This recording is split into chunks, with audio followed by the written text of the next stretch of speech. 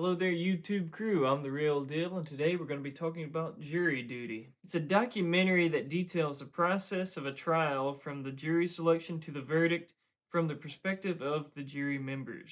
Except it's not actually a documentary. In fact, it's a scripted television show that's built around one single person who is not an actor and thinks he's part of a real trial that just happens to be having a documentary going on about it. So the style is very much in the vein of The Office and Parks and Rec, where narrative beats are broken up by interview sessions. James Marsden plays a dumb, narcissistic version of himself. There's also a couple other actors that I recognize, but in a real life setting, Kirk Fox is the only one I really would have gotten. And that's more so because I'm already looking at James Marsden, who is an actor, and would have cued me into Kirk Fox after a little while. Now, the two lawyers and judge were actually previously lawyers in real life and had actual court experience, which not only brought some realism to their performance, which was necessary for the environment of the show, but I think that fed into the writing of it to make it come across properly. My one complaint with the show is that the climax of it is kind of this celebration of Ronald, the real guy, as a moral figure, and like yeah, he had some moral choices, but a lot of them were largely just kind of go with the flow, non-combative stuff, and some even were immoral in like how he would lie and cover for people or not be outright truthful, so like I don't know if it was the best way to do it, but I will say they are definitely right in congratulating him and in his kindness, because he actually is truly kind to the people around him, not just in niceties. Like I think there is a distinct difference between being nice and being kind, and that is being nice is cost nothing, it's superficial, but being kind actually is, has a little bit of sacrifice to it, and you actually have to give something to be kind. Also, notably, he does become genuinely interested, not just in the case as it's going, but in bringing about justice through the case, through the trial, rather. And I think that's very, like, man, this show would have been, icky to watch through if the guy, the actual real person, didn't catch on to the trickery that's going on with the trial. And what I mean by that is, I guess, spoilers for the narrative of the show, but you have a competent lawyer with a presentable uh, plaintiff going against a incompetent lawyer with a less presentable and less likable defendant. So the framing is obviously, it makes you, if you're not paying attention to the little details of things, it would be very easy to just side with the plaintiff, right? But they would have, they've been a little sucky, but like there's a big moment that they almost, you find out later in the final episode, they actually have show reveal everything to the guy and to the audience of how the behind the scenes of how they made things work. And there's a big moment where like they got half of the smoking gun right for Ronald to see, but the other half they had to get him to go to a place that's a little out of the way, and he almost didn't do it.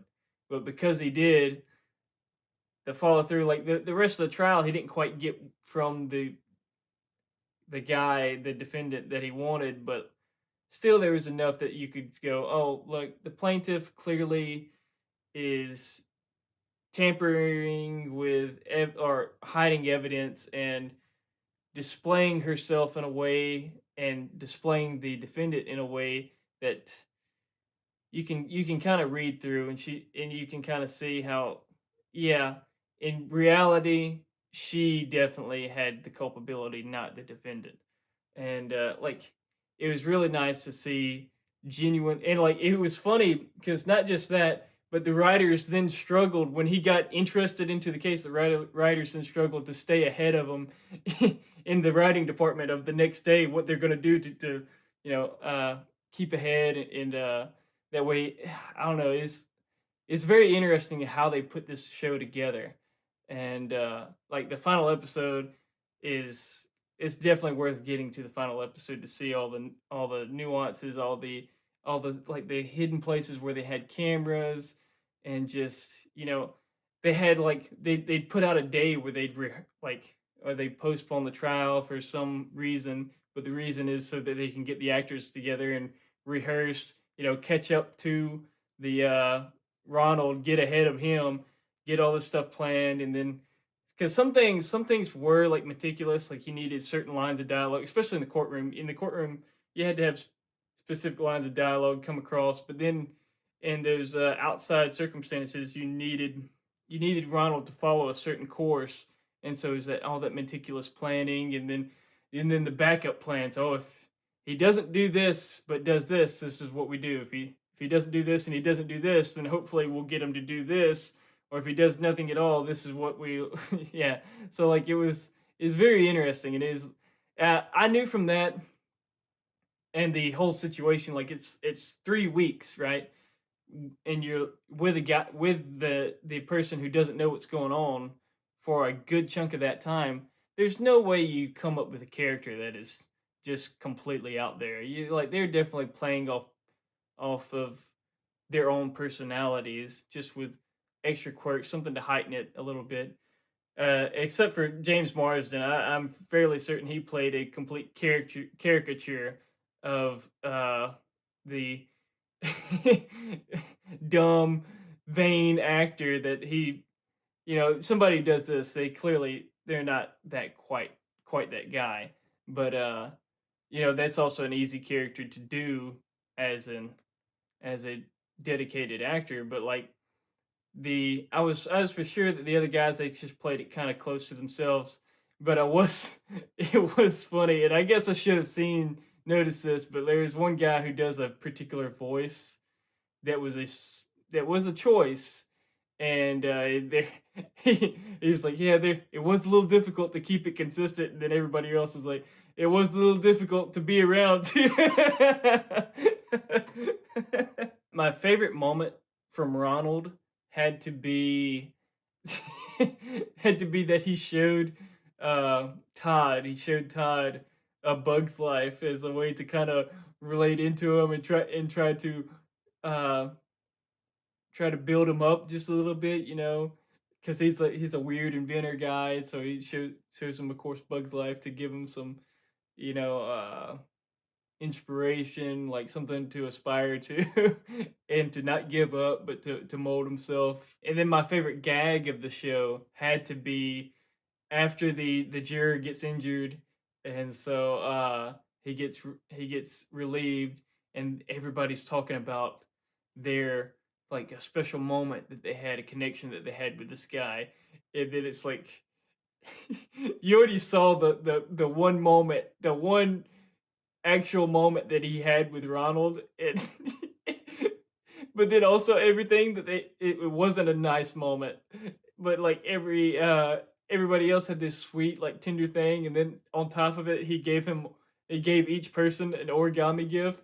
except for Ronald, and you just see it kind of just dawn on him like, oh, this is like. So I very much enjoyed the show. Definitely recommend it.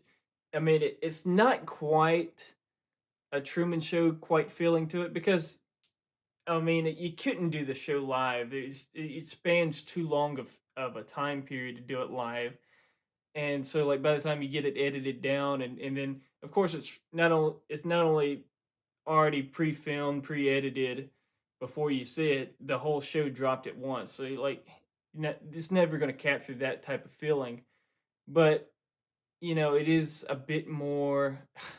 I don't know, because most of the people you're watching are actors, but since it is central to Ronald, it it has that Parks and Rec, The Office feel to it.